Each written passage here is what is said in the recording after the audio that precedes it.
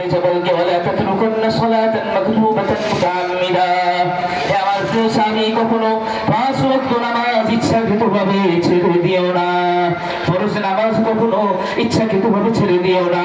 ফাইন্না মান তারাকা সালাতান মাকতুবাতান মুতাআম্মিদান ফাকাদ বারিয়াত মিনহু জিম্মাতুল্লাহ। কেননা যে ব্যক্তি ফরজ নামাজ ইচ্ছাকৃতভাবে ছেড়ে দেয়, সে আল্লাহর দায়িত্ব থেকে বের হয়ে যায়। বলেন না নাউজুবিল্লাহ। আল্লাহর দায়িত্বে থাকলে রহমত পাওয়া যায় না দায়িত্বের বাইরে গেলে রহমত আর সাহায্য পাওয়া যায়? নামাজ যারা পড়বে আল্লাহর দায়িত্বে থাকবে, আল্লাহর নিগরানিতে থাকবে, আল্লাহর সাহায্য রহমত নুসরত তাদের সাথে থাকবেই থাকবে। ঠিক কিনা চলে বলেন? নামাজ থেকে বের হবে, আল্লাহর নজরদারি আর নিগরানি থেকে বের হয়ে যাবে। কোথায় মরবে, কোথায় বেইজ্জতি হবে, কোথায় ধ্বংস হবে, এর কোনো ঠিক ঠিকানা থাকবে না। তারপরে আল্লাহর রাসূল বলেন, হযরত মুআয ইবনে জাবাল বলেন, আমার হাবিব আমাকে বললেন, ওয়ালা তাশরাবান্না খামারা। হে আমার প্রিয় সাহাবী, কখনো মাদক গ্রহণ করো না, মদ গ্রহণ করো না। ফাইন্নাহু রাসু কুল্লি ফাহিশা। কারণ এটা সকল গুনাহের মূল। এটা সকল গুনাহের কি বলেন? মূল। মাদকের ছড়াছড়ি হয়েছে কিনা জোরে বলেন? এই মাদক থেকে বাঁচতে হলে আমাদের প্রশাসন, মাদক বান্ধব প্রশাসন, মাদক নিয়ন্ত্রণ অধিদপ্তরের হত্যাকর্তারাই হলো মাদকের মহারাজা। ঠিক কিনা বলেন? মাদক বন্ধ হবে কিভাবে? আমাদের যে সকল তরুণ তরুণীরা মাদকের মধ্যে যুক্ত আছে, ইসলামী জীবন ব্যবস্থা আর রাষ্ট্র ব্যবস্থা প্রতিষ্ঠিত হলে তাদেরকে প্রয়োজনে প্রত্যেক জনকে 1 লাখ, 2 লক্ষ, 5 লক্ষ করে টাকা দেওয়া হবে। হালাল ব্যবসায় লাগিয়ে দেওয়া হবে। মাদকের সকল আখড়া ঘুরিয়ে দিয়ে তাদেরকে হালাল কামাই উপার্জনের সুন্দর ব্যবস্থা করে দেওয়া হবে। ঠিক কিনা বলেন? কোন মাদকের ব্যাপারে সহযোগিতা ইসলামী নেতৃবৃন্দ আর রাষ্ট্র ব্যবস্থার পক্ষ থেকে কখনো পাবে না। এখন যেমন পায় আমাদের তরুণ তরুণীদেরকে, আমাদের প্রজন্মকে মাদকের অভিশাপ থেকে আল্লাহ হেফাজত করুক। সবাই বলে আমিন।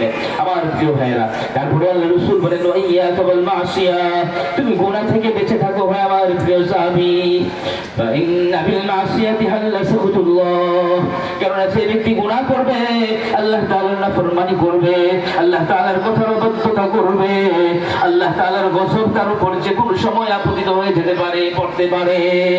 এই জন্য গুনাহর মধ্যে আপনি থাকবেন, যে কোনো সময় আল্লাহর গজব আসতে পারে কিনা বলেন? যে জমিনের মধ্যে আল্লাহর গুনাহ হয়, আল্লাহর নাফরমানি হয়, ওই জমিনে যে কোনো সময় আল্লাহর গজব আসতে পারে। এই যে বিভিন্ন সময় বাড়ি ঘরের মধ্যে গান বাজনা হয়, নাচানাচি হয়, আমরা গিয়া বুঝাই, ভয় লাগে। কেন যাই? অনেক বুঝি, এদের কষ্ট হয়, আমাদেরও কষ্ট হয়। 8-10 তলায় উঠি, বুঝাই, এই কথা বলি, এই যে আযাব, গজব, ভূমিকম্প, এটা সেটা আসতেছে যে কোনো সময়। মাত্র আধা মিনিট, 1 মিনিট চলছে, যদি 1.5-2 মিনিট খালি থাকতো ভূমিকম্প, হায় হায়, আমাদেরকে আর খুঁজে পাওয়া যায় কিনা বলেন? কখনোই না। সব ধ্বংস হয়ে যেত। এই জন্য আল্লাহর নাফরমানি যেই জায়গায় হয়, গুনাহ যেই জায়গায় হয়, ওই জায়গা ধ্বংস হয়ে যাওয়ার সম্ভাবনা তৈরি হয়। আমরা সবাইকে নিরাপদ করতে চাই, আমরা সবার জীবনকে নিরাপত্তার চাদর দিয়ে ঢেকে দিতে চাই। কেউ যেন তার আপনজনকে না হারায়, সেটা আমরা চাই। এই জন্যই আমরা গুনাহমুক্ত সমাজ গড়তে চাই। ঠিক কিনা জোরে বলে? আমার প্রিয় ভাইরা, তারপরে আল্লাহ রাসূল বলেন, ওয়াইয়াকা ওয়াল ফিরারা মিনাজ যাহাব। হে আমার প্রিয় সাহাবী, শুনো, কখনো যুদ্ধের ময়দান থেকে চলে যেও না। ওয়াইন হালাকান নাস। যদিও মানুষের অনেক মৃত্যু হচ্ছে দেখতে পাও, তারপরেও যুদ্ধের ময়দান থেকে পলায়ন করো না। যুদ্ধের ময়দান থেকে পলায়ন করা যাবে? যুদ্ধের ময়দান থেকে পলায়ন করলে আমাদের ইতিহাসের বড় বড় বিজয় কখনো আসতো? কখনোই না। সব বিজয় এসেছে অকুতোভয় সাহসিকতা নিয়ে সম্মুখে এগিয়ে যাওয়ার কারণে। ঠিক কিনা জোরে বলেন? আগামীতে আবারও এই দেশের মধ্যে ইসলামিক বিপ্লব হবে অকুতোভয় সাহসিকতা নিয়ে। সকল মুসলমানদেরকে দল মত নির্বিশেষে আল্লাহর রাস্তায়, আল্লাহর জমিনের মধ্যে আল্লাহর দ্বীনকে প্রতিষ্ঠিত করার জন্য ঝাঁপিয়ে পড়তে হবে। রাজি আছেন কিনা জোরে বলেন? আল্লাহ তৌফিক দান করুন, বলে আমিন।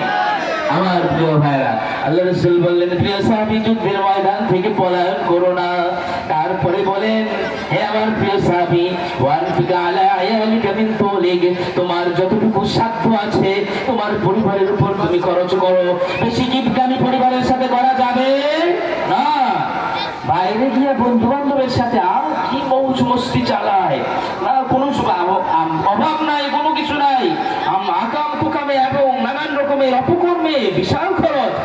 আর স্ত্রী যদি একটা প্রয়োজনীয় এত কথা, এত জিনিস লাগে, ছেলে কিছু চায়, হ্যাঁ এত জিনিস লাগে। এক বউ নিয়ে আছে, বউ 2-3 জন বাচ্চা আছে, আরেক বিয়া করছে, ওইখানে শুধু ডালে। আগের স্ত্রীর ঘরে তার যৌক্তিক খরচও দিতে তৈরি না। হারাম না হালাল জোরে বলেন? সম্পূর্ণ হারাম। যৌক্তিক খরচ দিতে হবে, প্রয়োজনীয় খরচ নির্বাহ করতে হবে। আল্লাহ রাসূল বলেন, আনফিকা আলা আয়ালিকা মিন তুলিক, এবার প্রিয় সাহাবী, পরিবারের উপর প্রয়োজনীয় খরচ তুমি নির্দ্বিধায় করো, সুন্দরভাবে করো। ওয়ালা তারফা আনহুম আসাকা আবাবা। এবং 9 নম্বর নির্দেশ হলো, হে আমার প্রিয় সাহাবী, তাদের উপর থেকে কখনো আদবের লাঠি হটায়ও না, উঠায়ও না। কিসের লাঠি জোরে বলেন? ওই ছেলে যা চায় তাই কয়, এমন পাগল হয়ে গেল, গাদা পাগল। 7-8 পরে মা কি কয়, বাবু কি কয় বুঝেই না। এই সাবিন, এই ঘেমটা হয়ে গেছে, ঢুকে গেছে। তোরে ডাক দিলাম, তুই হ্যাঁ ঘেম হয়ে গেছে, ঢুকে গেছে মানে এই যে মোবাইল টিপতে টিপতে টিপতে টিপতে পাগল, আদা পাগল না। এই এই এই গেম সেই গেম কেন? যখন যা চাইছে, মোবাইল সারাদিন চাইছে, সারাদিন দিয়ে রাখছে, কম্পিউটার দিয়ে রাখছে, ল্যাপটপ দিয়ে রাখছে, মাথা অর্ধেক পৌঁছা গেছে। মাথা অর্ধেক কি হয়ে গেছে বলেন? যখন যেখানে যেটা লাগবে সেটা দিতে হবে, যেটা প্রয়োজন নাই, যেটা তাকে ধ্বংস করবে, যেটা তার ক্যারিয়ারকে ধ্বংস করবে, যেটা তার দিনদারিকে ধ্বংস করবে, এমন কিছু চাইলেই দেওয়া যাবে না। তাহলে আপনার সন্তান সুমানুষ হবে। এই সন্তান নিয়ে থানা পুলিশ দৌড়াদৌড়ি করতে হবে না। এই সন্তান হঠাৎ করে রাস্তায় দিয়ে দিয়েছে অসময়ে মোটরসাইকেল, ভু ভু চালাইতেছে, হঠাৎ এমন টক বগে 18-21 বছরের এই কলিজার টুকরা রাস্তায় লাশ হয়ে পড়ে গেছে। ঠিক কিনা জোরে বলে? অভিযান যখন আসে তখন মৃত্যু হবে, কিন্তু আমার বাহ্যিক কারণ যেন এমন না হয়, আমার অতিরিক্ত আদরের কারণে, আদব না শেখানোর কারণে আমার সন্তান ধ্বংস হলো, এটা করা যাবে না। স্ত্রী খালি পর্দাহীন বাইরে ঘুরতে চায়, পার্কে গিয়ে ঘুরতে চায়, স্বামীর বন্ধুদের সাথে ঘুরতে চায়, এই দাবি আর এই স্বপ্ন পূরণ করা দেওয়া যাবে কখনোই না। আল্লাহর রাসূল যেই কথাতে একমত না, এমন কোন কথা বললে স্ত্রী সন্তান যে কোনো আপনজন বলুক, সেটা মানা যাবে না। আদবের লাঠি রাখতে হবে, প্রয়োজনে 2টা লাগাইতে হবে, তারপরেও তাকে ধ্বংস করা যাবে। আল্লাহ রাসূল বলেন, হে আমার প্রিয় সাহাবী, ওয়ালা তারফা আনহুম আসাকা আবাবা, তুমি তোমার পরিবারের উপর থেকে আদবের লাঠি, শাসনের লাঠি কখনো উঠায়ও না। 10 নম্বর নির্দেশ হলো, ওয়াখিবুহুম ফিল্লাহ, আর তাদেরকে সবসময় আল্লাহর ব্যাপারে ভয় দেখাও। কার ব্যাপারে ভয় দেখাও? আমরা ভয় দেখাই পুলিশের, আমরা ভয় দেখাই থানার, ভয় দেখাই নেতার, ভয় দেখাই দলের, ভয় দেখাই নানান ব্যক্তির, প্রতিষ্ঠানের, কিন্তু সর্বপ্রথম কার ভয় শেখাতে হবে জুড়ে বলেন? আল্লাহর ভয়ে যদি কোনো সন্তান ভীত হয়ে যায়, সে কখনো মা বাবার অবাধ্য হবে না। আল্লাহর ভয়ে যদি কোনো স্ত্রী ভীত হয়ে যায়, তাহলে সে কখনো স্বামীর অবাধ্য হবে না। আল্লাহর ভয়ে যদি কোনো স্বামী ভীত হয়ে যায়, সে কখনো স্ত্রীর উপর জুলুম করবে না। আল্লাহর ভয়ে যদি কোনো মা বাবা ভীত হয়ে যায়, সে কখনো দায়িত্বহীন হবে না। সন্তানকে সুমানুষ করে গড়ে তোলার জন্য